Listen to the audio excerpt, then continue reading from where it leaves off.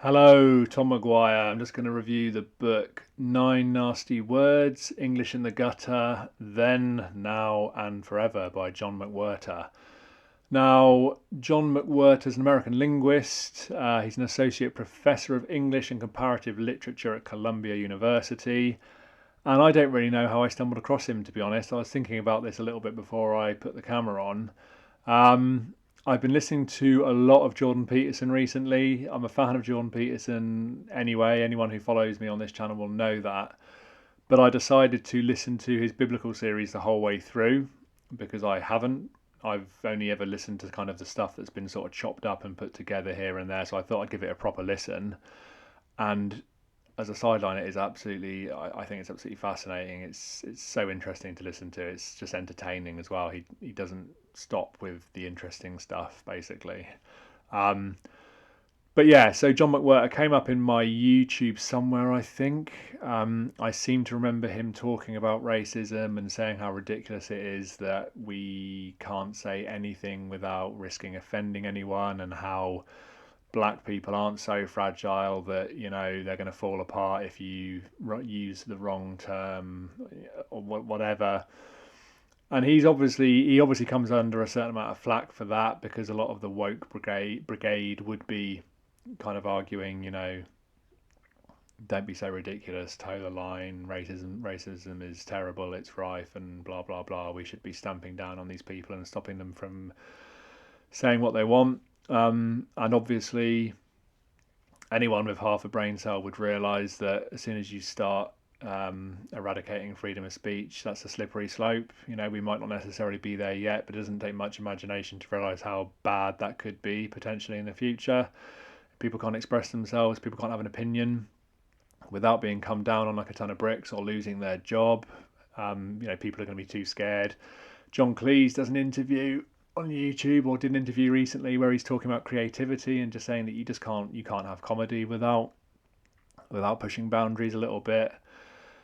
And John Peterson as well talks about comedians being the kind of canaries down the mine, and sort of saying how, when they become too scared to push boundaries and make jokes about certain things, you're in trouble, because that's kind of the comedian's job, is to really push it and act the fool. And he likens it to this idea that you've got the tyrannical king in charge if the joker or the fool can't take the piss to a certain extent, basically, without losing his head. um, and there's a lot of truth in that, isn't there? So John McWhorter is a very interesting person as far as I'm concerned. I've listened to a little bit of his stuff on YouTube, but I will listen to some more of it again. um, I think he's going to be a bit of a divisive character. I don't think he makes any apologies for that at all. But this book's just very interesting, and it's actually very entertaining. It's not huge. Maybe this is the wrong thing to say. Perhaps it's a bit unfair, but it doesn't. I don't consider it to be a hugely kind of deep book, particularly. He's talking about 9 words, and he's going into a lot of detail about the history and how language has changed over time, and what that means, and what it means in terms of our brain and the right side of our hemisphere lighting up when we use certain profanities and things like that. So the same part of the brain that comes alive when we need to run or fight, that stress hormone reaction sort of thing that's come from millions of years ago. So that's quite interesting. And then the left side of the brain being more the sort of governor that kind of just does the usual steady day to day stuff. So that's very interesting.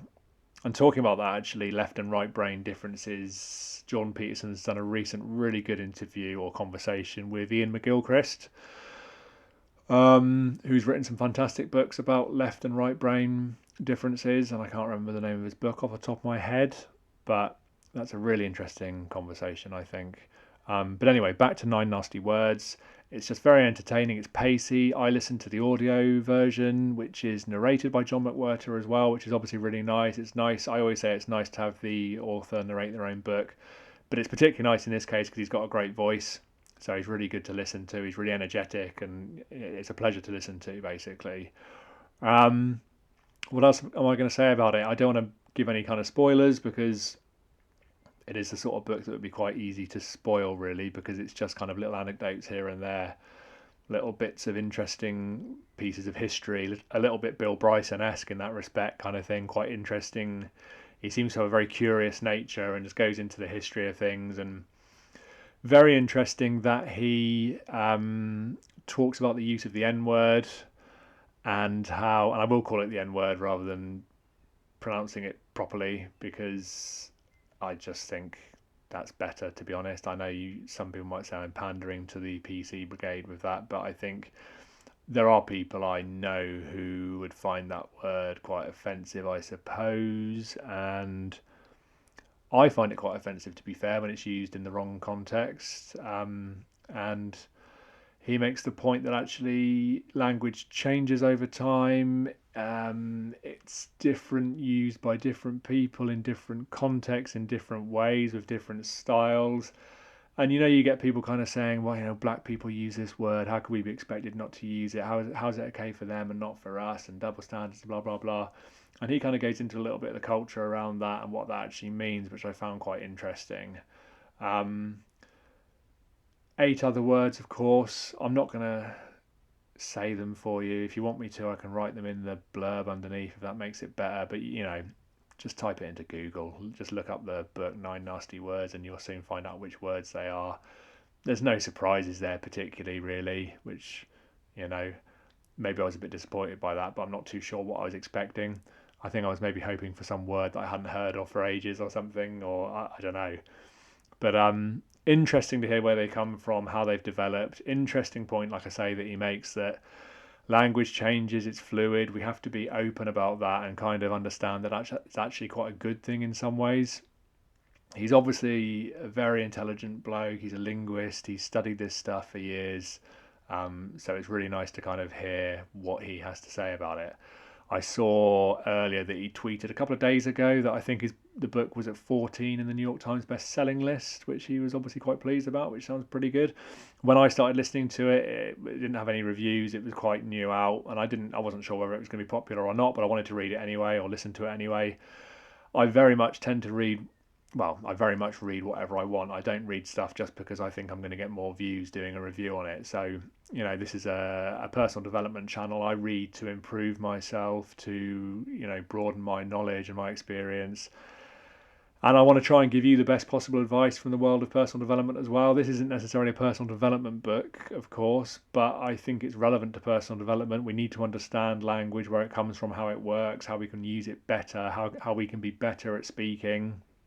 That's a huge part of developing ourselves. You have to be able to talk properly and kind of understand what things mean and what you're saying and who you are and blah, blah, blah.